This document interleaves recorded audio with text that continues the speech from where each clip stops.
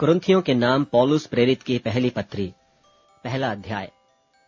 पौलुस की ओर से जो परमेश्वर की इच्छा से यीशु मसीह का प्रेरित होने के लिए बुलाया गया, और भाई सोस्थिनेस की ओर से परमेश्वर की उस कलीसिया के नाम जो कुरिन्थुस में है, अर्थात उनके नाम जो मसीह यीशु में पवित्र किए गए और पवित्र होने के लिए बुलाए गए हैं, और उन सब के नाम भी जो हर जगह हमारे और अपने प्रभु यीशु मसीह के नाम की प्रार्थना करते हैं। हमारे पिता परमेश्वर और प्रभु यीशु मसीह की ओर से तुम्हें अनुग्रह और शांति मिलती रहे। मैं तुम्हारे विषय में अपने परमेश्वर का धन्यवाद सदा करता हूँ, इसलिए कि परमेश्वर का यह अनुग्रह तुम पर मसीह यीशु में हुआ, कि उसमें होकर तुम हर बात में अर्थात सारे वचन और सारे ज्ञान में धनी किए गए, कि मसीह की गवाही तुम में पक्की निकली, यहाँ तक कि किसी वरदान में तुम्हें घटी नहीं, और तुम हमारे प्रभु यीशु मसीह के प्रकट होने की बाट जोहते रहते हो। वह तुम्हें अंत तक दृढ़ भी करेगा कि तुम हमारे प्रभु यीशु मसीह के दिन में निर्दोष ठहरो। परमेश्वर सच्चा है, जिसने तुमको अपने पुत्र हमारे प्रभु यीशु मसीह की संगति में बुलाया है। हे भाइयों, मैं तुमसे यीशु मसीह जो हमारा प्रभु है, उसके नाम के द्वारा विनती करता हूँ कि तुम सब एक ही बात कहो और तुम में फूट न हो, परंतु एक ही मन और एक ही मत होकर मिले रहो। क्योंकि हे भाइयों, खलोए के घराने के लोगों ने मुझे तुम्हारे विषय में बताया है कि तुम में झगड़े हो रहे हैं। मेरा कहना यह है कि तुम में से कोई तो अपने आप को पौलुस का, कोई अपुल्लोस का, कोई कैफा का, कोई मसीह का कहता है। क्या मसीह बट गया? क्या पौलुस तुम्हारे लिए क्रूस पर चढ़ाया गया, या तुम्हें पौलुस के नाम पर बपतिस्मा मिला? मैं परमेश्वर का धन्यवाद करता हूँ कि क्रिस्पुस और गयुस को छोड़ मैंने तुम में से किसी को भी बपतिस्मा नहीं दिया। कहीं ऐसा न हो कि कोई कहे कि तुम्हें मेरे नाम पर बपतिस्मा मिला। और मैंने स्तिफनास के घराने को भी बपतिस्मा दिया।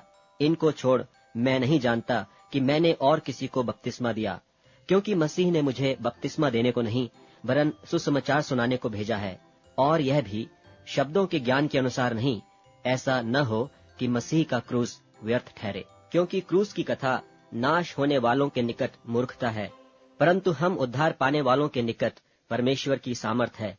क्योंकि लिखा है कि मैं ज्ञानवानों के ज्ञान को नाश करूंगा और समझदारों की समझ को तुच्छ कर दूंगा। कहाँ रहा ज्ञानवान? कहाँ रहा शास्त्री? कहाँ इस संसार का विवादी? क्या परमेश्वर ने संसार के ज्ञान को मूर्खता नहीं ठहराया? क्योंकि जब परमेश्वर के ज्ञान के अनुसार संसार ने ज्ञान से परमेश्वर को न जाना, तो परमेश्वर को यह अच्छा लगा कि इस प्रचार की मूर्खता के द्वारा विश्वास करने वालों को उद्धार दे। यहूदी तो चिन्ह चाहते हैं और यूनानी ज्ञान की खोज में हैं, परंतु हम तो उस क्रूस पर चढ़ाए हुए मसीह का प्रचार करते हैं, जो यहूदियों के निकट ठोकर का कारण और अन्य जातियों के निकट मूर्खता है।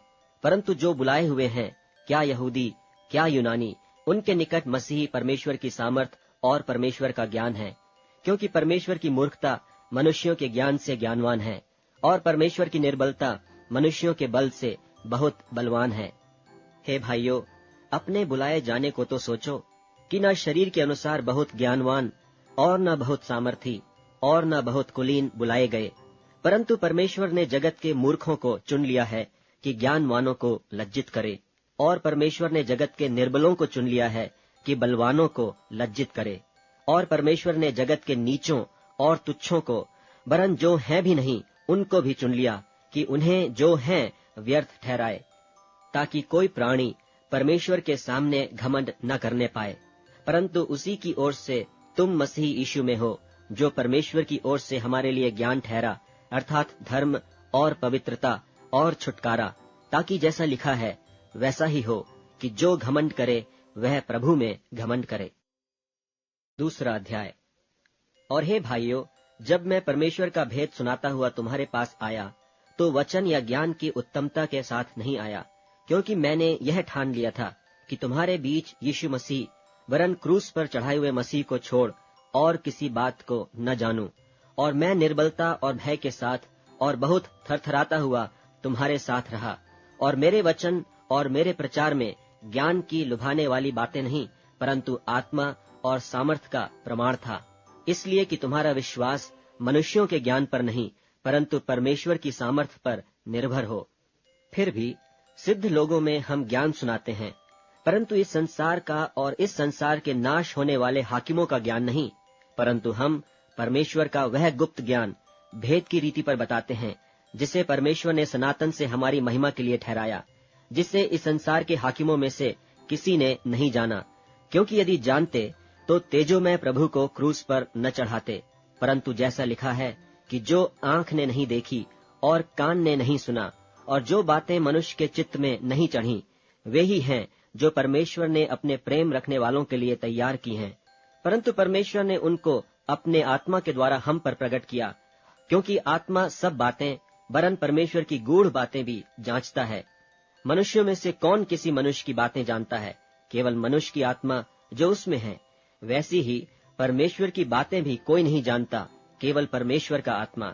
परंतु हमने संसार की आत्मा नहीं, परंतु वह आत्मा पाया है जो परमेश्वर की ओर से है, कि हम उन बातों को जाने जो परमेश्वर ने हमें दी हैं, जिनको हम मनुष्यों के ज्ञान की सिखाई हुई बातों में नहीं, परंतु आत्मा की सिखाई हुई बातों में आत्मिक बातें आत्मिक बातों से मिला मिलाकर सुनाते हैं।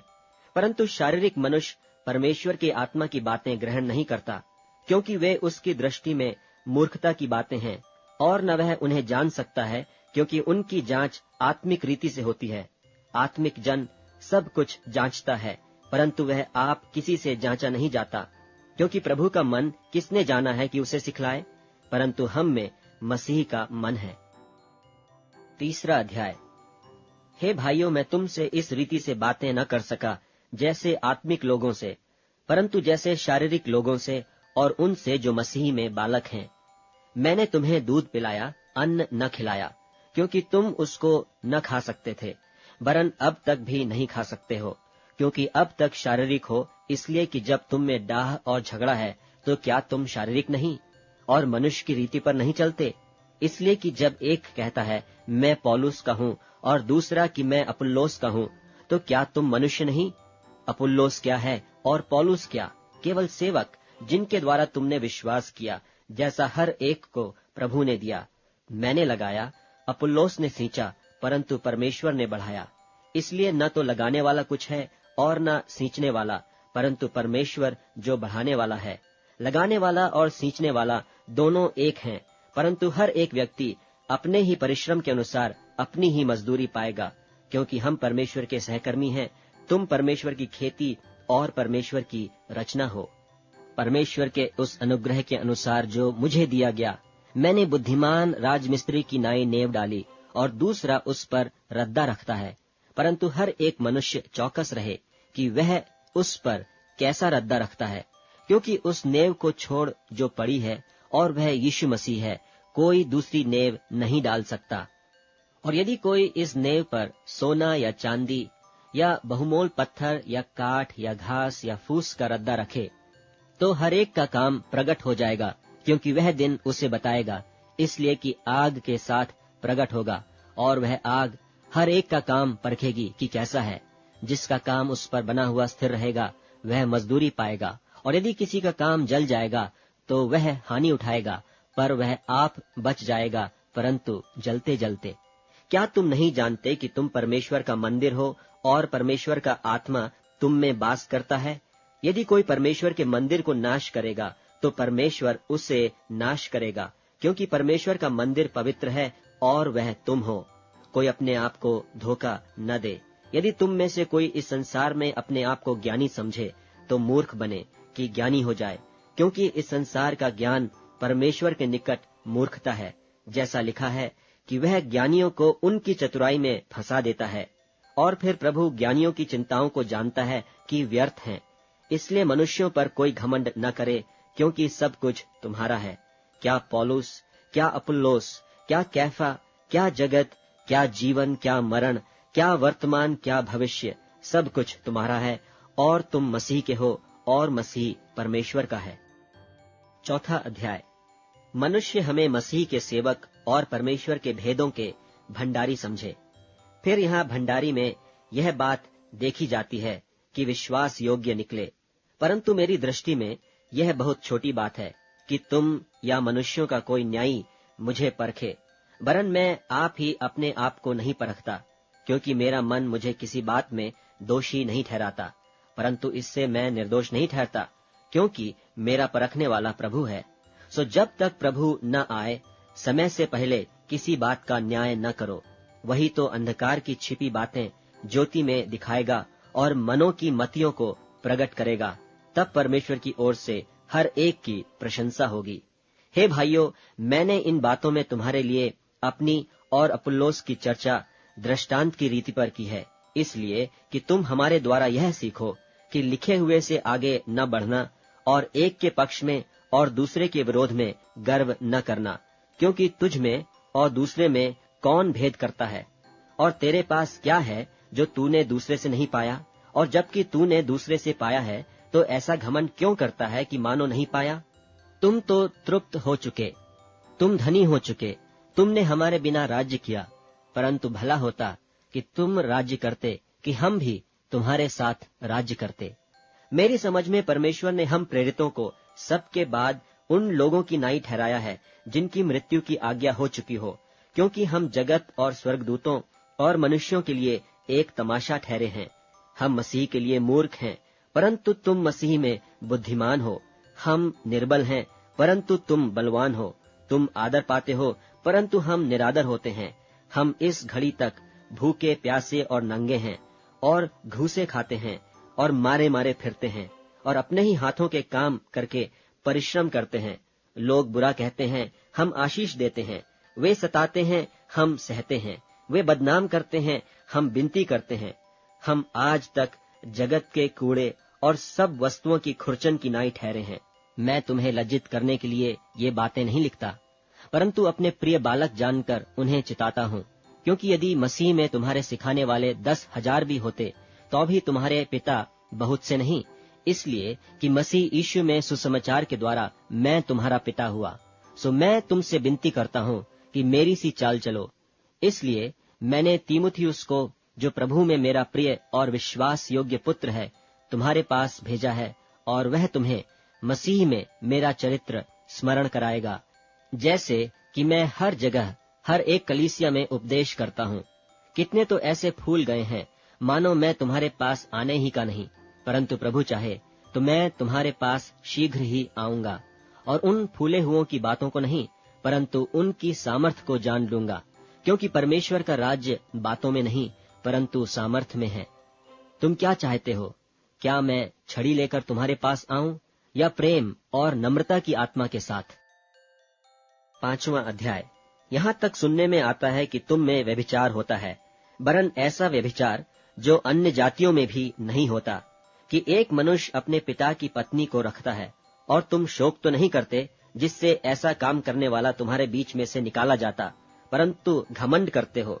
मैं तो शरीर के भाव से दूर था, परंतु आत्मा के भाव से तुम्हारे साथ होकर मानव उपस्थिति की दशा में ऐसे काम करने वाले के विषय में यह आज्ञा दे चुका हूँ कि जब तुम और मेरी आत्मा हमारे प्रभु यीशु की सामर्थ के साथ इकट्ठे हो, तो ऐसा मनुष्य हमारे प्रभु यीशु के नाम से शरीर के विनाश के लिए शैतान को सौंपा जाए, ताकि उसकी आत्मा प्रभु यीशु के दिन में उद्धार पाए। तुम्हारा घमंड करना अच्छा नहीं। क्या तुम नहीं जानते कि थोड़ा सा खमीर पूरे गूंधे हुए आटे को खमीर कर देता है? पुराना खमीर निकालकर अपने आप को शुद्ध करो, कि नया गूंधा हुआ आटा बन जाओ, ताकि तुम अखमीरी हो, क्योंकि हमारा भी फसह जो मसीह है बलिदान हुआ है। सो आओ हम उत्सव में आनंद मनावें, न तो पुराने खमीर से और न बुराई और दुष्टता के खमीर से, परंतु सीधाई और सच्चाई की अखमीरी रोटी से। मैंने अपनी पत्री में तुम्हें लिखा है कि व्यभिचारियों की संगति न करना। यह नहीं कि तुम बिल्कुल इस जगत के व्यभिचारियों या लोभियों या अंधेर करने वालों या मूर्ति पूजकों की संगति न करो, क्योंकि इस दशा में तो तुम्हें जगत में से निकल जाना ही पड़ता। मेरा कहना यह है कि यदि कोई भाई कहलाकर व्यभिचारी या लोभी या मूर्ति पूजक या गाली देने वाला या पियक्कड़ या अंधेर करने वाला हो, तो उसकी संगति मत करना, वरन ऐसे मनुष्य के साथ खाना भी न खाना, क्योंकि मुझे बाहर वालों का न्याय करने से क्या काम? क्या तुम भीतर वालों का न्याय नहीं करते? परंतु बाहर वालों का न्याय परमेश्वर करता है। इसलिए उस कुकर्मी को अपने बीच में से निकाल दो। 6वां अध्याय। क्या तुम में से किसी को यह हियाव है कि जब दूसरे के साथ झगड़ा हो तो फैसले के लिए अधर्मियों के पास जाए और पवित्र लोगों के पास न जाए?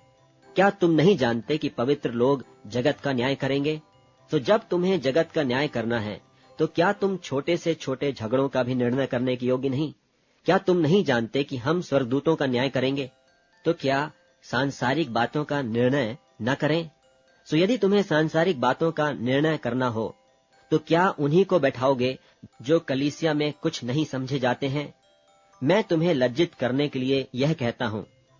क्या सचमुच तुम में एक भी बुद्धिमान नहीं मिलता जो अपने भाइयों का निर्णय कर सके? वरन भाई भाई में मुकदमा होता है, और वह भी अविश्वासियों के सामने। परंतु सचमुच तुम में बड़ा दोष तो यह है कि आपस में मुकदमा करते हो। वरन अन्याय क्यों नहीं सहते? अपनी हानि क्यों नहीं सहते? वरन अन्याय करते और हानि पहुंचाते हो, और वह भी भाइयों को।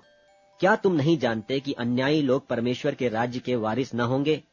धोखा न खाओ, न वेश्यागामी, न मूर्ति पूजक, न परस्त्रीगामी, न लुच्चे, न पुरुषगामी, न चोर, न लोभी, न पियक्कड़, न गाली देने वाले, न अंधेर करने वाले परमेश्वर के राज्य के वारिस होंगे।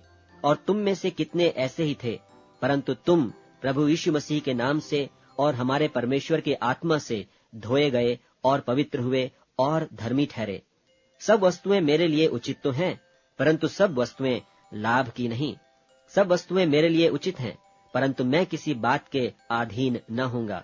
भोजन पेट के लिए और पेट भोजन के लिए है, परंतु परमेश्वर इसको और उसको दोनों को नाश करेगा। परंतु देह व्यभिचार के लिए नहीं, वरन प्रभु के लिए, और प्रभु देह के लिए है। और परमेश्वर ने अपनी सामर्थ्य से प्रभु को जिलाया और हमें भी जिलाएगा। क्या तुम नहीं जानते कि तुम्हारी देह मसीह के अंग हैं? सो क्या मैं मसीह के अंग लेकर उन्हें वेश्या का अंग बनाऊं? कदापि नहीं। क्या तुम नहीं जानते कि जो कोई वेश्या से संगति करता है वह उसके साथ एक तन हो जाता है, क्योंकि वह कहता है कि वे दोनों एक तन होंगे। और जो प्रभु की संगति में रहता है वह उसके साथ एक आत्मा हो जाता है। व्यभिचार से बचे रहो। जितने और पाप मनुष्य करता है वे देह के बाहर हैं, परंतु व्यभिचार करने वाला अपनी ही देह के विरुद्ध पाप करता है। क्या तुम नहीं जानते कि तुम्हारी देह पवित्र आत्मा का मंदिर है, जो तुम में बसा हुआ है और तुम्हें परमेश्वर की ओर से मिला है, और तुम अपने नहीं हो, क्योंकि दाम देकर मोल लिए गए हो। इसलिए अपनी देह के द्वारा परमेश्वर की महिमा करो। 7वां अध्याय। उन बातों के विषय में जो तुमने लिखी, यह अच्छा है कि पुरुष स्त्री को न छुए, परंतु व्यभिचार के डर से हर एक पुरुष की पत्नी और हर एक स्त्री का पति हो। पति अपनी पत्नी का हक पूरा करे, और वैसे ही पत्नी भी अपने पति का। पत्नी को अपनी देह पर अधिकार नहीं, पर उसके पति का अधिकार है। वैसे ही पति को भी अपनी देह पर अधिकार नहीं, परंतु पत्नी को। तुम एक दूसरे से अलग न रहो, परंतु केवल कुछ समय तक आपस की सम्मति से कि प्रार्थना के लिए अवकाश मिले, और फिर एक साथ रहो। ऐसा न हो कि तुम्हारे असंयम के कारण शैतान तुम्हें परखे। परंतु मैं जो यह कहता हूँ वह अनुमति है, न कि आज्ञा। मैं यह चाहता हूँ कि जैसा मैं हूँ वैसा ही सब मनुष्य हों, परंतु हर एक को परमेश्वर की ओर से विशेष विशेष वरदान मिले हैं, किसी को किसी प्रकार का और किसी को किसी और प्रकार का। परंतु मैं अविवाहितों और विधवाओं के विषय में कहता हूँ कि उनके लिए ऐसा ही रहना अच्छा है जैसा मैं हूँ। परंतु यदि वे संयम न कर सकें तो विवाह करें, क्योंकि विवाह करना कामातुर रहने से भला है। जिनका ब्याह हो गया है उनको मैं नहीं, वरन प्रभु आज्ञा देता है कि पत्नी अपने पति से अलग न हो, और यदि अलग भी हो जाए तो बिन दूसरा ब्याह किए रहे, या अपने पति से फिर मेल कर ले, और न पति अपनी पत्नी को छोड़े। दूसरों से प्रभु नहीं, परंतु मैं ही कहता हूँ। यदि किसी भाई की पत्नी विश्वास न रखती हो और उसके साथ रहने से प्रसन्न हो, तो वह उसे न छोड़े। और जिस स्त्री का पति विश्वास न रखता हो और उसके साथ रहने से प्रसन्न हो, वह पति को न छोड़े। क्योंकि ऐसा पति जो विश्वास न रखता हो वह पत्नी के कारण पवित्र ठहरता है, और ऐसी पत्नी जो विश्वास नहीं रखती पति के कारण पवित्र ठहरती है। नहीं तो तुम्हारे लड़के बाले अशुद्ध होते, परंतु अब तो पवित्र हैं। परंतु जो पुरुष विश्वास नहीं रखता, यदि वह अलग हो तो अलग होने दो। ऐसी दशा में कोई भाई या बहन बंधन में नहीं, परंतु परमेश्वर ने तो हमें मेल मिलाप के लिए बुलाया है। क्योंकि हे स्त्री, तू क्या जानती है कि तू अपने पति का उद्धार करा ले, और हे पुरुष, तू क्या जानता है कि तू अपनी पत्नी का उद्धार करा ले। पर जैसा प्रभु ने हर एक को बांटा है और जैसा परमेश्वर ने हर एक को बुलाया है, वैसा ही वह चले। और मैं सब कलीसियाओं में ऐसा ही ठहराता हूँ। जो खतना किया हुआ बुलाया गया हो, वह खतना रहित न बने। जो खतना रहित बुलाया गया हो, वह खतना न कराए। न खतना कुछ है और न खतना रहित, परंतु परमेश्वर की आज्ञाओं को मानना ही सब कुछ है। हर एक जन जिस दशा में बुलाया गया हो, उसी में रहे। यदि तू दास की दशा में बुलाया गया हो, तो चिंता न कर, परंतु यदि तू स्वतंत्र हो सके तो ऐसा ही काम कर। क्योंकि जो दास की दशा में प्रभु में बुलाया गया है, वह प्रभु का स्वतंत्र किया हुआ है, और वैसे ही जो स्वतंत्रता की दशा में बुलाया गया है, वह मसीह का दास है। तुम दाम देकर मोल लिए गए हो, मनुष्यों के दास न बनो। हे भाइयों, जो कोई जिस दशा में बुलाया गया हो, वह उसी में परमेश्वर के साथ रहे। कुंवारियों के विषय में प्रभु की कोई आज्ञा मुझे नहीं मिली, परंतु विश्वास योग्य होने के लिए जैसी दया प्रभु ने मुझ पर की है, उसी के अनुसार सम्मति देता हूँ। तो मेरी समझ में यह अच्छा है कि आजकल क्लेश के कारण मनुष्य जैसा है वैसा ही रहे। यदि तेरे पत्नी है तो उससे अलग होने का यत्न न कर, और यदि तेरे पत्नी नहीं तो पत्नी की खोज न कर। परंतु यदि तू ब्याह भी करे तो पाप नहीं, और यदि कुंवारी ब्याही जाए तो कोई पाप नहीं, परंतु ऐसों को शारीरिक दुख होगा, और मैं बचाना चाहता हूँ। हे भाइयों, मैं यह कहता हूँ कि समय कम किया गया है, इसलिए चाहिए कि जिनके पत्नी हों वे ऐसे हों मानो उनके पत्नी नहीं, और रोने वाले ऐसे हों मानो रोते नहीं, और आनंद करने वाले ऐसे हों मानो आनंद नहीं करते, और मोल लेने वाले ऐसे हों कि मानो उनके पास कुछ है नहीं, और इस संसार के बरतने वाले ऐसे हों कि संसार ही के न हो लें, क्योंकि इस संसार की रीति और व्यवहार बदलते जाते हैं। सो मैं यह चाहता हूँ कि तुम्हें चिंता न हो। अविवाहित पुरुष प्रभु की बातों की चिंता में रहता है कि प्रभु को क्यों कर प्रसन्न रखे, परंतु विवाहित मनुष्य संसार की बातों की चिंता में रहता है कि अपनी पत्नी को किस रीति से प्रसन्न रखे। विवाहिता और अविवाहिता में भी भेद है। अविवाहिता प्रभु की चिंता में रहती है कि वह देह और आत्मा दोनों में पवित्र हो, परंतु विवाहिता संसार की चिंता में रहती है कि अपने पति को प्रसन्न रखे। यह बात तुम्हारे ही लाभ के लिए कहता हूँ, न कि तुम्हें फंसाने के लिए, वरन इसलिए कि जैसा सोहता है वैसा ही किया जाए, कि तुम एक चित्त होकर प्रभु की सेवा में लगे रहो। और यदि कोई यह समझे कि मैं अपनी उस कुंवारी का हक मार रहा हूँ जिसकी जवानी ढल चली है, और प्रयोजन भी होए, तो जैसा चाहे वैसा करे, इसमें पाप नहीं, वह उसका ब्याह होने दे। परंतु जो मन में दृढ़ रहता है और उसको प्रयोजन न हो, वरन अपनी इच्छा पूरी करने में अधिकार रखता हो, और अपने मन में यह बात ठान ली हो कि मैं अपनी कुंवारी लड़की को बिन ब्याही रखूंगा, वह अच्छा करता है। सो जो अपनी कुंवारी का ब्याह कर देता है वह अच्छा करता है, और जो ब्याह नहीं कर देता वह और भी अच्छा करता है। जब तक किसी स्त्री का पति जीवित रहता है तब तक वह उससे बंधी हुई है, परंतु जब उसका पति मर जाए तो जिससे चाहे विवाह कर सकती है, परंतु केवल प्रभु में। परंतु जैसी है यदि वैसी ही रहे तो मेरे विचार में और भी धन्य है, और मैं समझता हूँ कि परमेश्वर का आत्मा मुझ में भी है। 8वां अध्याय। अब मूर्तों के सामने बलि की हुई वस्तुओं के विषय में हम जानते हैं कि हम सबको ज्ञान है। ज्ञान घमंड उत्पन्न करता है, परंतु प्रेम से उन्नति होती है। यदि कोई समझे कि मैं कुछ जानता हूँ, तो जैसा जानना चाहिए वैसा अब तक नहीं जानता, परंतु यदि कोई परमेश्वर से प्रेम रखता है तो उससे परमेश्वर पहचानता है।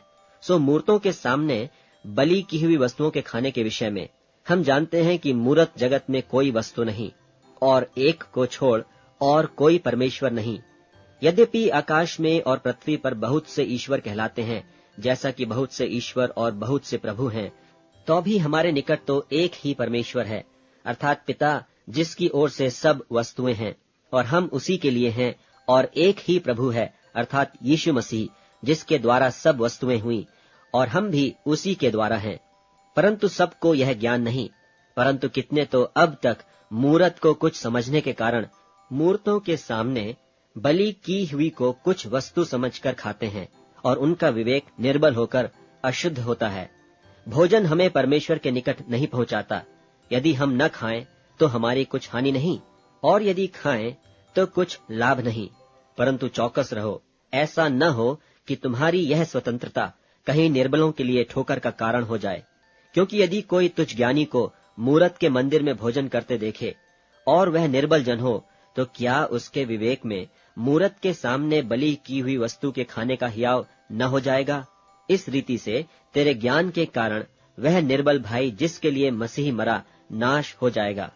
सो भाइयों का अपराध करने से और उनके निर्बल विवेक को चोट देने से तुम मसीह का अपराध करते हो। इस कारण यदि भोजन मेरे भाई को ठोकर खिलाए तो मैं कभी किसी रीति से मांस न खाऊंगा, न हो कि मैं अपने भाई के ठोकर का कारण बनूं। 9वां अध्याय। क्या मैं स्वतंत्र नहीं? क्या मैं प्रेरित नहीं? क्या मैंने यीशु को जो हमारा प्रभु है नहीं देखा? क्या तुम प्रभु में मेरे बनाए हुए नहीं? यदि मैं औरों के लिए प्रेरित नहीं तो भी तुम्हारे लिए तो हूं, क्योंकि तुम प्रभु में मेरी प्रेरिताई पर छाप हो। जो मुझे जांचते हैं उनके लिए यही मेरा उत्तर है। क्या हमें खाने पीने का अधिकार नहीं? क्या हमें यह अधिकार नहीं कि किसी मसीही बहन को ब्याह करके लिए फिरें, जैसा और प्रेरित और प्रभु के भाई और कैफा करते हैं? या केवल मुझे और बरनबास को अधिकार नहीं कि कमाई करना छोड़ें? कौन कभी अपनी गृह से खाकर सिपाही का काम करता है? कौन दाख की बारी लगाकर उसका फल नहीं खाता? कौन भेड़ों की रखवाली करके उनका दूध नहीं पीता? क्या मैं ये बातें मनुष्य ही की रीति पर बोलता हूँ? क्या व्यवस्था भी यही नहीं कहती? क्योंकि मूसा की व्यवस्था में लिखा है कि दाएं में चलते हुए बैल का मुंह न बांधना। क्या परमेश्वर बैलों ही की चिंता करता है? या विशेष करके हमारे लिए कहता है? हाँ, हमारे लिए ही लिखा गया, क्योंकि उचित है कि जोतने वाला आशा से जोते और दावने वाला भागी होने की आशा से दावनी करे। सो जबकि हमने तुम्हारे लिए आत्मिक वस्तुएं बोई, तो क्या यह कोई बड़ी बात है कि तुम्हारी शारीरिक वस्तुओं की फसल काटें? जब औरों का तुम पर यह अधिकार है, तो क्या हमारा इससे अधिक न होगा? परंतु हम यह अधिकार काम में नहीं लाए, परंतु सब कुछ सहते हैं कि हमारे द्वारा मसीह के सुसमाचार की कुछ रोक न हो। क्या तुम नहीं जानते कि जो पवित्र वस्तुओं की सेवा करते हैं वे मंदिर में से खाते हैं, और जो वेदी की सेवा करते हैं वे वेदी के साथ भागी होते हैं? इसी रीति से प्रभु ने भी ठहराया कि जो लोग सुसमाचार सुनाते हैं उनकी जीविका सुसमाचार से हो। परंतु मैं इनमें से कोई भी बात काम में न लाया। और मैंने तो ये बातें इसलिए नहीं लिखी कि मेरे लिए ऐसा किया जाए, क्योंकि इससे तो मेरा मरना ही भला है कि कोई मेरा घमंड व्यर्थ ठहराए। और यदि मैं सुसमाचार सुनाऊं तो मेरा कुछ घमंड नहीं, क्योंकि यह तो मेरे लिए अवश्य है। और यदि मैं सुसमाचार न सुनाऊं तो मुझ पर हाय, क्योंकि यदि अपनी इच्छा से यह करता हूं तो मजदूरी मुझे मिलती है, और यदि अपनी इच्छा से नहीं करता तो भी भंडारीपन मुझे सौंपा गया है। सो मेरी कौन सी मजदूरी है? यह कि सुसमाचार सुनाने में मैं मसीह का सुसमाचार सेंत मेंत कर दूं। यहाँ तक कि सुसमाचार में जो मेरा अधिकार है उसको मैं पूरी रीति से काम में लाऊं, क्योंकि सब से स्वतंत्र होने पर भी मैंने अपने आप को सब का दास बना दिया है कि अधिक लोगों को खींच लाऊं। मैं यहूदियों के लिए यहूदी बना कि यहूदियों को खींच लाऊं। जो लोग व्यवस्था के अधीन हैं उनके लिए मैं व्यवस्था के अधीन न होने पर भी व्यवस्था के अधीन बना कि उन्हें जो व्यवस्था के अधीन हैं खींच लाऊं। व्यवस्थाहीनों के लिए मैं जो परमेश्वर की व्यवस्था से हीन नहीं परंतु मसीह की व्यवस्था के अधीन हूँ, व्यवस्थाहीन सा बना कि व्यवस्थाहीनों को खींच लाऊं। मैं निर्बलों के लिए निर्बल सा बना कि निर्बलों को खींच लाऊं। मैं सब मनुष्यों के लिए सब कुछ बना हूँ कि किसी न किसी रीति से कई एक का उद्धार कराऊं। और मैं सब कुछ सुसमाचार के लिए करता हूँ कि औरों के साथ उसका भागी हो जाऊं। क्या तुम नहीं जानते कि दौड़ में तो दौड़ते सभी हैं, परंतु इनाम एक ही ले जाता है? तुम वैसे ही दौड़ो कि जीतो। और हर एक पहलवान सब प्रकार का संयम करता है। वे तो एक मुरझाने वाले मुकुट को पाने के लिए यह सब करते हैं, परंतु हम तो उस मुकुट के लिए करते हैं जो मुरझाने का नहीं। इसलिए मैं तो इसी रीति से दौड़ता हूँ, परंतु बेठिकाने नहीं। मैं भी इसी रीति से मुक्कों से लड़ता हूँ, परंतु उसकी नाई नहीं जो हवा पीटता हुआ लड़ता है, परंतु मैं अपनी देह को मारता कूटता और वश में लाता हूँ, ऐसा न हो कि औरों को प्रचार करके मैं आप ही किसी रीति से निकम्मा ठहरूं। 10वां अध्याय।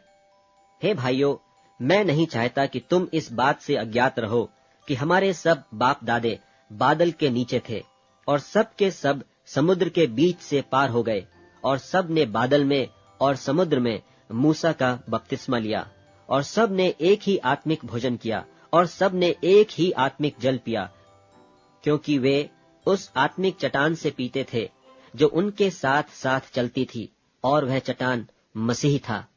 परंतु परमेश्वर उनमें के बहुतेरों से प्रसन्न न हुआ, इसलिए वे जंगल में ढेर हो गए। ये बातें हमारे लिए दृष्टांत ठहरी कि जैसे उन्होंने लालच किया, वैसे हम बुरी वस्तुओं का लालच न करें, और न तुम मूरत पूजने वाले बनो, जैसे कि उनमें से कितने बन गए थे।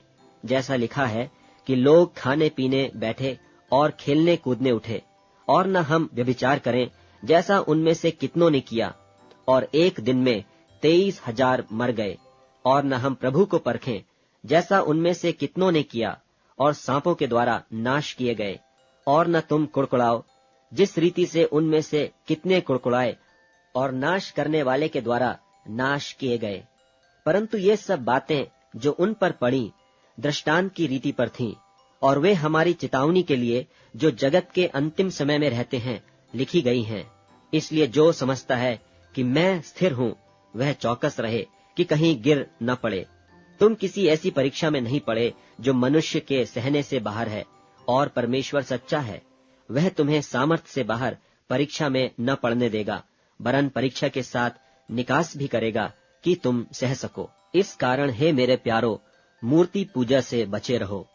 मैं बुद्धिमान जानकर तुमसे कहता हूँ, जो मैं कहता हूँ उसे तुम परखो। वह धन्यवाद का कटोरा जिस पर हम धन्यवाद करते हैं, क्या मसीह के लोहू की सहभागिता नहीं? वह रोटी जिसे हम तोड़ते हैं, क्या वह मसीह की देह की सहभागिता नहीं? इसलिए कि एक ही रोटी है, सो हम भी जो बहुत हैं एक देह हैं, क्योंकि हम सब उसी एक रोटी में भागी होते हैं। जो शरीर के भाव से इस्राएली हैं, उनको देखो, क्या बलिदानों के खाने वाले वेदी के सहभागी नहीं? फिर मैं क्या कहता हूँ? क्या यह कि मूरत का बलिदान कुछ है या मूरत कुछ है? नहीं, वरन यह है कि अन्य जाति जो बलिदान करते हैं, वे परमेश्वर के लिए नहीं, परंतु दुष्ट आत्माओं के लिए बलिदान करते हैं। और मैं नहीं चाहता कि तुम दुष्ट आत्माओं के सहभागी हो। तुम प्रभु के कटोरे और दुष्ट आत्माओं के कटोरे दोनों में से नहीं पी सकते। तुम प्रभु की मेज और दुष्ट आत्माओं की मेज दोनों के साझी नहीं हो सकते। क्या हम प्रभु को रिश्त दिलाते हैं? क्या हम उससे शक्तिमान हैं? सब वस्तुएं मेरे लिए उचित तो हैं, परंतु सब लाभ की नहीं। सब वस्तुएं मेरे लिए उचित तो हैं, परंतु सब वस्तुओं से उन्नति नहीं। कोई अपनी ही भलाई को न ढूंढे, वरन औरों की। जो कुछ कसाईयों के यहाँ बिकता है, वह खाओ, और विवेक के कारण कुछ न पूछो, क्योंकि पृथ्वी और उसकी भरपूरी प्रभु की है। और यदि अविश्वासियों में से कोई तुम्हें नेवता दे और तुम जाना चाहो, तो जो कुछ तुम्हारे सामने रखा जाए वही खाओ, और विवेक के कारण कुछ न पूछो। परंतु यदि कोई तुमसे कहे, यह तो मूरत को बलि की हुई वस्तु है, तो उसी बताने वाले के कारण और विवेक के कारण न खाओ। मेरा मतलब तेरा विवेक नहीं, परंतु उस दूसरे का। भला मेरी स्वतंत्रता दूसरे के विचार से क्यों परखी जाए? यदि मैं धन्यवाद करके साझी होता हूँ, तो जिस पर मैं धन्यवाद करता हूँ उसके कारण मेरी बदनामी क्यों होती है? सो तुम चाहे खाओ, चाहे पियो, चाहे जो कुछ करो, सब कुछ परमेश्वर की महिमा के लिए करो। तुम न यहूदियों, न यूनानियों और न परमेश्वर की कलीसिया के लिए ठोकर के कारण बनो, जैसा मैं भी सब बातों में सबको प्रसन्न रखता हूँ, और अपना नहीं, परंतु बहुतों का लाभ ढूंढता हूँ कि वे उद्धार पाएं। 11वां अध्याय। तुम मेरी सी चाल चलो, जैसा मैं मसीह की सी चाल चलता हूँ। हे भाइयों, मैं तुम्हें सराहता हूँ कि सब बातों में तुम मुझे स्मरण करते हो, और जो व्यवहार मैंने तुम्हें सौंप दिए हैं उन्हें धारण करते हो। सो मैं चाहता हूँ कि तुम यह जान लो कि हर एक पुरुष का सिर मसीह है, और स्त्री का सिर पुरुष है, और मसीह का सिर परमेश्वर है। जो पुरुष सिर ढांके हुए प्रार्थना या भविष्यवाणी करता है, वह अपने सिर का अपमान करता है, परंतु जो स्त्री उघाड़े सिर प्रार्थना या भविष्यवाणी करती है, वह अपने सिर का अपमान करती है, क्योंकि वह मुंडी होने के बराबर है। यदि स्त्री ओढ़नी न ओढ़े तो बाल भी कटा ले। यदि स्त्री के लिए बाल कटाना या मुंडाना लज्जा की बात है, तो ओढ़नी ओढ़े। हाँ, पुरुष को अपना सिर ढांकना उचित नहीं, क्योंकि वह परमेश्वर का स्वरूप और महिमा है, परंतु स्त्री पुरुष की महिमा। क्योंकि पुरुष स्त्री से नहीं हुआ, परंतु स्त्री पुरुष से हुई है। और पुरुष स्त्री के लिए नहीं सृजा गया, परंतु स्त्री पुरुष के लिए सृजी गई है। इसीलिए स्वर्गदूतों के कारण स्त्री को उचित है कि अधिकार अपने सिर पर रखे। तो भी प्रभु में न तो स्त्री बिना पुरुष और न पुरुष बिना स्त्री के है, क्योंकि जैसे स्त्री पुरुष से है, वैसे ही पुरुष स्त्री के द्वारा है, परंतु सब वस्तुएं परमेश्वर से हैं। तुम आप ही विचार करो, क्या स्त्री को उघाड़े सिर परमेश्वर से प्रार्थना करना सोहना है?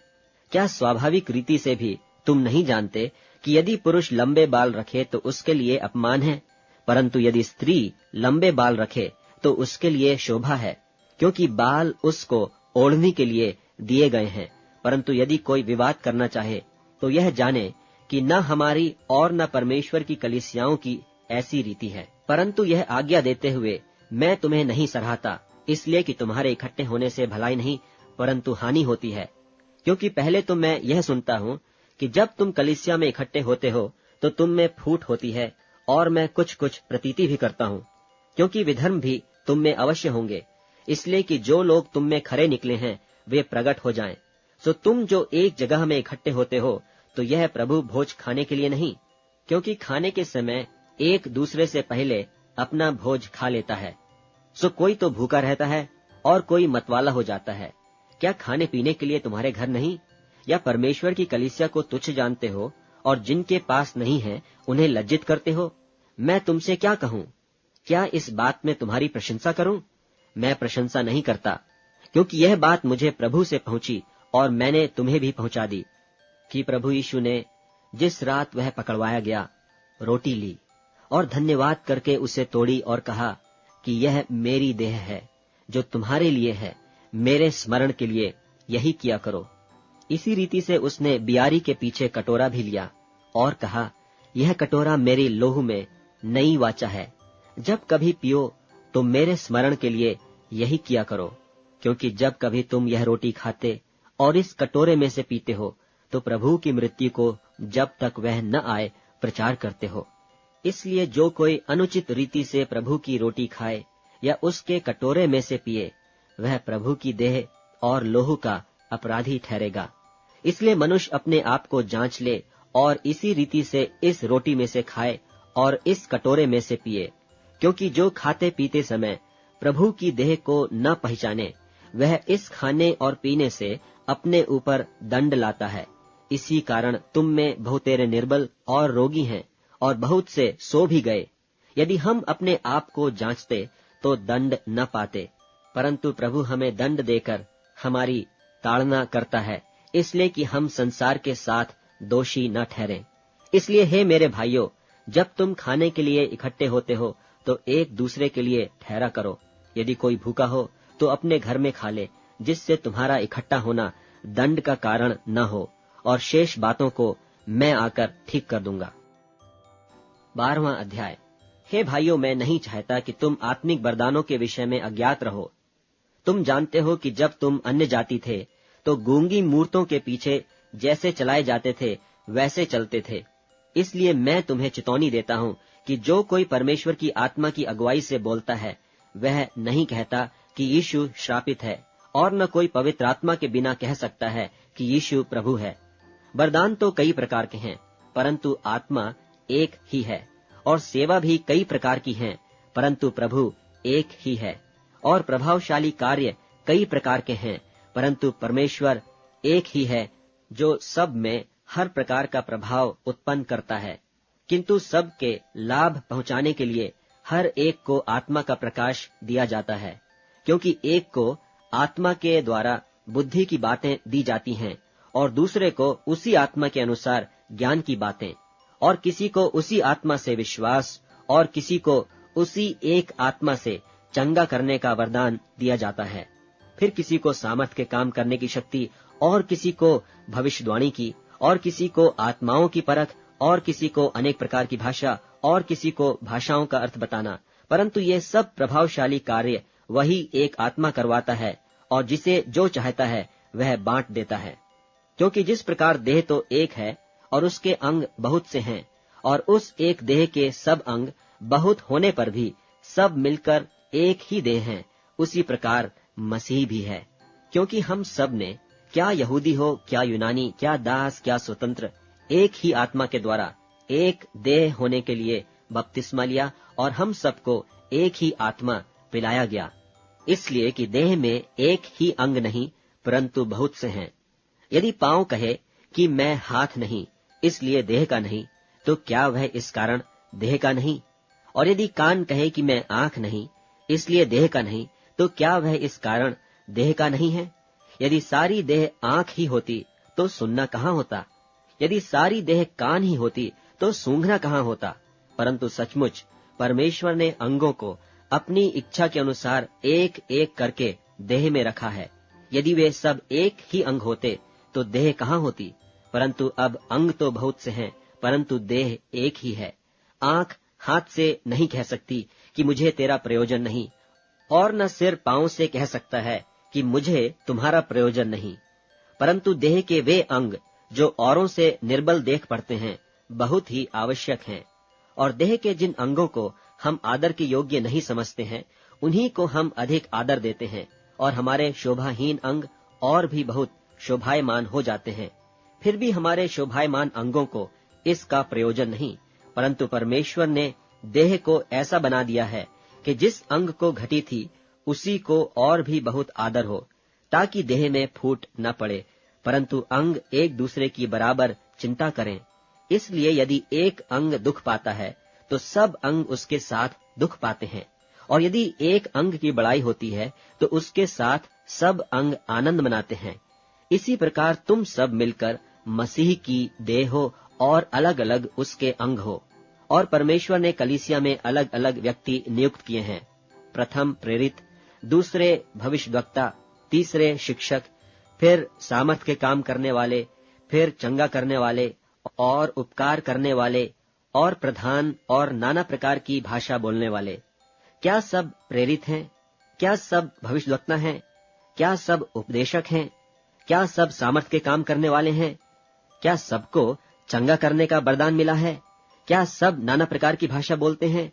क्या सब अनुवाद करते हैं? तुम बड़ी से बड़ी वरदानों के धुन में रहो, परंतु मैं तुम्हें और भी सबसे उत्तम मार्ग बताता हूँ। 13वां अध्याय। यदि मैं मनुष्यों और स्वर्गदूतों की बोलियां बोलूं और प्रेम न रखूं, तो मैं ठनठनाता हुआ पीतल और झनझनाती हुई झांझ हूं। और यदि मैं भविष्यवाणी कर सकूं और सब भेदों और सब प्रकार के ज्ञान को समझूं, और मुझे यहाँ तक पूरा विश्वास हो कि मैं पहाड़ों को हटा दूं, परंतु प्रेम न रखूं, तो मैं कुछ भी नहीं।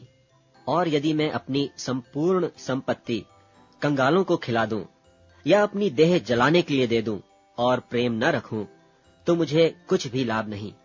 प्रेम धीरजवंत है और कृपाल है। प्रेम डाह नहीं करता, प्रेम अपनी बड़ाई नहीं करता और फूलता नहीं। वह अनरीति नहीं चलता, वह अपनी भलाई नहीं चाहता, झुंझलाता नहीं, बुरा नहीं मानता, कुकर्म से आनंदित नहीं होता, परंतु सत्य से आनंदित होता है। वह सब बातें सह लेता है, सब बातों की प्रतीति करता है, सब बातों की आशा रखता है, सब बातों में धीरज धरता है। प्रेम कभी टलता नहीं। भविष्यवाणियां हो तो समाप्त हो जाएंगी, भाषाएं हो तो जाती रहेंगी, ज्ञान हो तो मिट जाएगा, क्योंकि हमारा ज्ञान अधूरा है और हमारी भविष्यवाणी अधूरी। परंतु जब सर्वसिद्ध आएगा तो अधूरा मिट जाएगा। जब मैं बालक था तो मैं बालकों की नाई बोलता था, बालकों का सा मन था, बालकों की सी समझ थी। परंतु जब सियाना हो गया तो बालकों की बातें छोड़ दी। अब हमें दर्पण में धुंधला सा दिखाई देता है, परंतु उस समय आमने सामने देखेंगे। इस समय मेरा ज्ञान अधूरा है, परंतु उस समय ऐसी पूरी रीति से पहचानूंगा जैसा मैं पहचाना गया हूँ। पर अब विश्वास, आशा, प्रेम, ये तीनों स्थायी हैं, पर इनमें सबसे बड़ा प्रेम है। 14वां अध्याय। प्रेम का अनुकरण करो और आत्मिक वरदानों की भी धुन में रहो, विशेष करके यह कि भविष्यवाणी करो, क्योंकि जो अन्य भाषा में बातें करता है वह मनुष्यों से नहीं परंतु परमेश्वर से बातें करता है, इसलिए कि उसकी कोई नहीं समझता, क्योंकि वह भेद की बातें आत्मा में होकर बोलता है। परंतु जो भविष्यवाणी करता है वह मनुष्यों से उन्नति और उपदेश और शांति की बातें कहता है। जो अन्य भाषा में बातें करता है वह अपनी ही उन्नति करता है, परंतु जो भविष्यवाणी करता है वह कलीसिया की उन्नति करता है। मैं चाहता हूँ कि तुम सब अन्य भाषाओं में बातें करो, परंतु अधिकतर यह चाहता हूँ कि भविष्यवाणी करो, क्योंकि यदि अन्यान्य भाषा बोलने वाला कलीसिया की उन्नति के लिए अनुवाद न करे तो भविष्यवाणी करने वाला उससे बढ़कर है। इसलिए हे भाइयों, यदि मैं तुम्हारे पास आकर अन्यान्य भाषा में बातें करूं और प्रकाश या ज्ञान या भविष्यवाणी या उपदेश की बातें तुमसे न कहूं, तो मुझसे तुम्हें क्या लाभ होगा? इसी प्रकार यदि निर्जीव वस्तुएं भी जिनसे ध्वनि निकलती है, जैसे बांसुरी या बीन, यदि उनके स्वरों में भेद न हो, तो जो फूंका या बजाया जाता है वह क्यों कर पहचाना जाएगा? और यदि तुरही का शब्द साफ न हो तो कौन लड़ाई के लिए तैयारी करेगा? ऐसे ही तुम भी यदि जीभ से साफ साफ बातें न कहो तो जो कुछ कहा जाता है वह क्यों कर समझा जाएगा? तुम तो हवा से बातें करने वाले ठहरोगे। जगत में कितने ही प्रकार की भाषाएं क्यों न हो, परंतु उनमें से कोई भी बिना अर्थ की न होगी। इसलिए यदि मैं किसी भाषा का अर्थ न समझूं तो बोलने वाले की दृष्टि में परदेशी ठहरूंगा और बोलने वाला मेरी दृष्टि में परदेशी ठहरेगा। इसलिए तुम भी जब आत्मिक वरदानों की धुन में हो तो ऐसा प्रयत्न करो कि तुम्हारे वरदानों की उन्नति से कलीसिया की उन्नति हो। इस कारण जो अन्य भाषा बोले तो वह प्रार्थना करे कि उसका अनुवाद भी कर सके। इसलिए यदि मैं अन्य भाषा में प्रार्थना करूं तो मेरी आत्मा प्रार्थना करती है, परंतु मेरी बुद्धि काम नहीं देती। सो क्या करना चाहिए? मैं आत्मा से भी प्रार्थना करूंगा और बुद्धि से भी प्रार्थना करूंगा। मैं आत्मा से गाऊंगा और बुद्धि से भी गाऊंगा। नहीं तो यदि तू आत्मा ही से धन्यवाद करेगा तो फिर अज्ञानी तेरे धन्यवाद पर आमीन क्यों कर कहेगा? इसलिए कि वह तो नहीं जानता कि तू क्या कहता है। तू तो भली भांति से धन्यवाद करता है, परंतु दूसरे की उन्नति नहीं होती। मैं अपने परमेश्वर का धन्यवाद करता हूँ कि मैं तुम सबसे अधिक अन्यान्य भाषा में बोलता हूँ, परंतु कलीसिया में अन्य भाषा में 10,000 बातें कहने से यह मुझे और भी अच्छा जान पड़ता है कि औरों के सिखाने के लिए बुद्धि से 5 ही बातें कहूँ। हे भाइयों, तुम समझ में बालक न बनो, तो भी बुराई में तो बालक रहो, परंतु समझ में सियाने बनो। व्यवस्था में लिखा है कि प्रभु कहता है, मैं अन्य भाषा बोलने वालों के द्वारा और पराये मुख के द्वारा इन लोगों से बातें करूंगा, तो भी वे मेरी न सुनेंगे।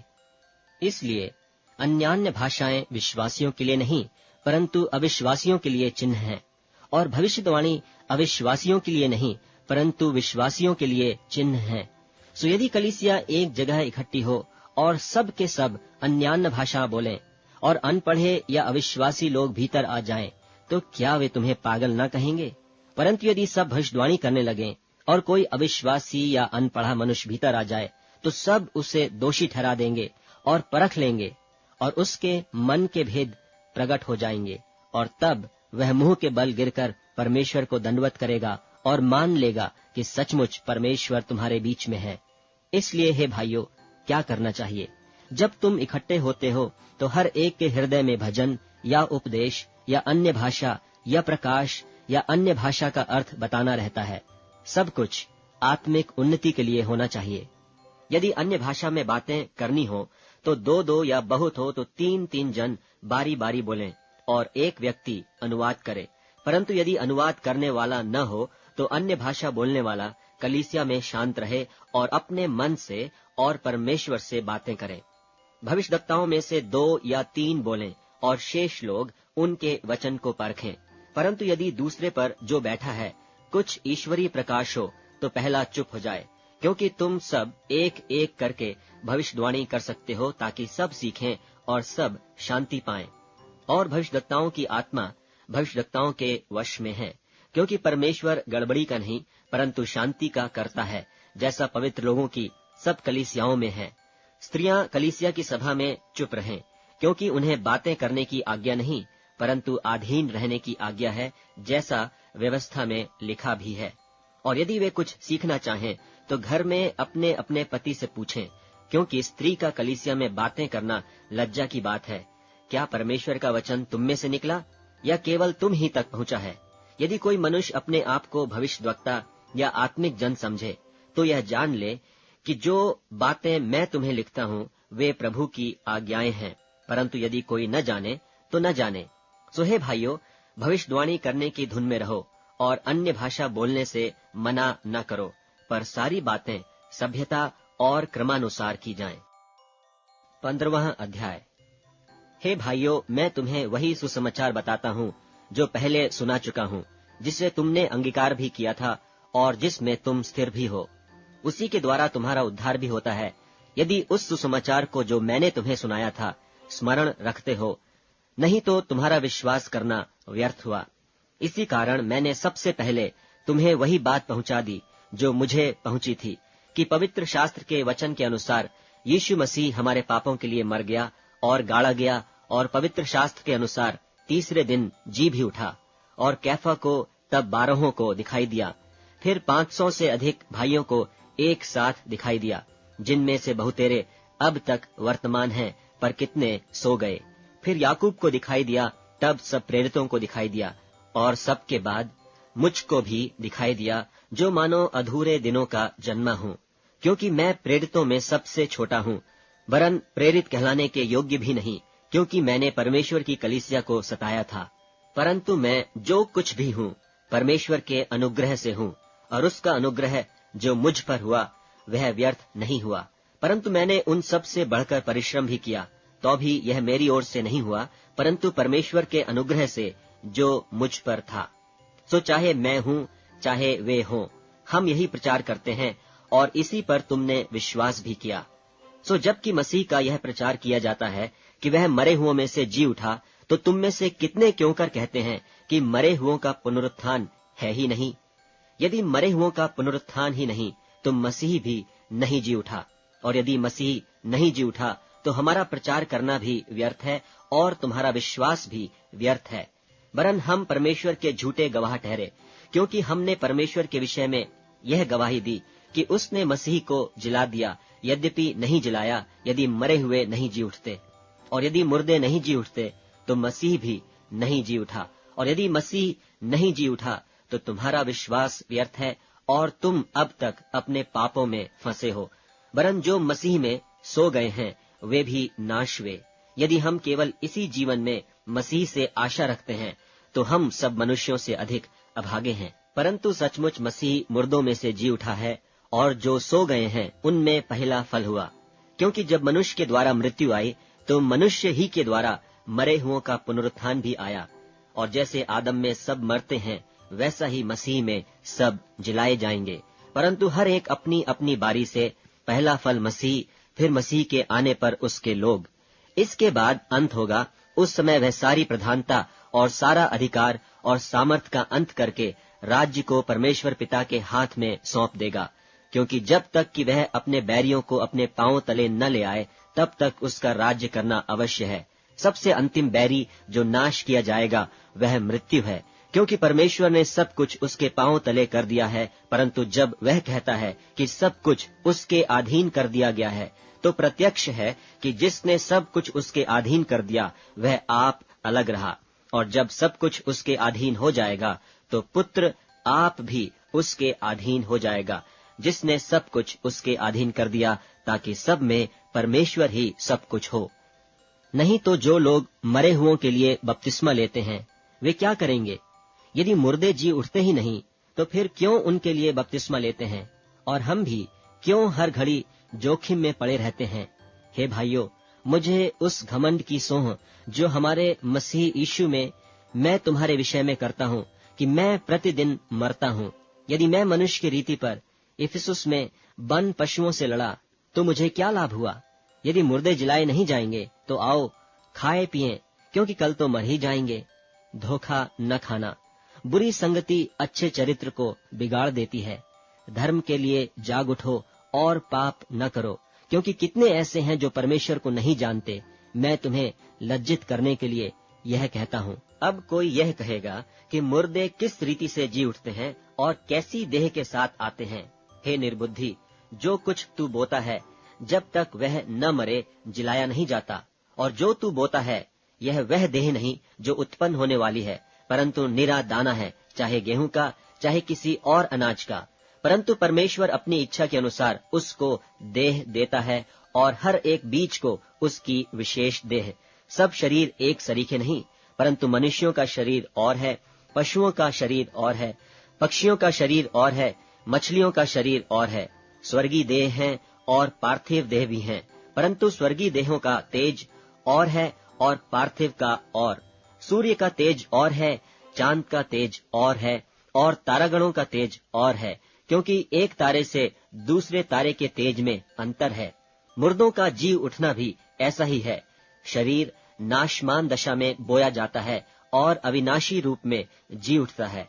वह अनादर के साथ बोया जाता है और तेज के साथ जी उठता है। निर्बलता के साथ बोया जाता है और सामर्थ्य के साथ जी उठता है। स्वाभाविक देह बोई जाती है और आत्मिक देह जी उठती है। जबकि स्वाभाविक देह है तो आत्मिक देह भी है। ऐसा ही लिखा भी है कि प्रथम मनुष्य अर्थात आदम जीवित प्राणी बना और अंतिम आदम जीवनदायक आत्मा बना। परंतु पहले आत्मिक न था, पर स्वाभाविक था, इसके बाद आत्मिक हुआ। प्रथम मनुष्य धरती से अर्थात मिट्टी का था, दूसरा मनुष्य स्वर्गीय है। जैसा वह मिट्टी का था वैसे ही और मिट्टी के हैं, और जैसा वह स्वर्गीय है वैसे ही और भी स्वर्गीय हैं। और जैसे हमने उसका रूप जो मिट्टी का था धारण किया, वैसे ही उस स्वर्गीय का रूप भी धारण करेंगे। हे भाइयों, मैं यह कहता हूँ कि मांस और लोहू परमेश्वर के राज्य के अधिकारी नहीं हो सकते, और न विनाश अविनाशी का अधिकारी हो सकता है। देखो, मैं तुमसे भेद की बात कहता हूँ कि हम सब तो नहीं सोएंगे, परंतु सब बदल जाएंगे। और यह क्षण भर में, पलक मारते ही, पिछली तुरही फूंकते ही होगा, क्योंकि तुरही फूंकी जाएगी और मुर्दे अविनाशी दशा में उठाए जाएंगे और हम बदल जाएंगे। क्योंकि अवश्य है कि यह नाशमान देह अविनाश को पहन ले और यह मरणहार देह अमरता को पहन ले। और जब यह नाशमान अविनाश को पहन लेगा और यह मरणहार अमरता को पहन लेगा, तब वह वचन जो लिखा है पूरा हो जाएगा कि जय ने मृत्यु को निगल लिया। हे मृत्यु, तेरी जय कहाँ रही? हे मृत्यु, तेरा डंक कहाँ रहा? मृत्यु का डंक पाप है और पाप का बल व्यवस्था है। परंतु परमेश्वर का धन्यवाद हो जो हमारे प्रभु यीशु मसीह के द्वारा हमें जयवंत करता है। सो हे मेरे प्रिय भाइयों, दृढ़ और अटल रहो और प्रभु के काम में सर्वदा बढ़ते जाओ, क्योंकि यह जानते हो कि तुम्हारा परिश्रम प्रभु में व्यर्थ नहीं है। 16वां अध्याय। अब उस चंदे के विषय में जो पवित्र लोगों के लिए किया जाता है, जैसी आज्ञा मैंने गलतिया की कलीसियाओं को दी, वैसा ही तुम भी करो।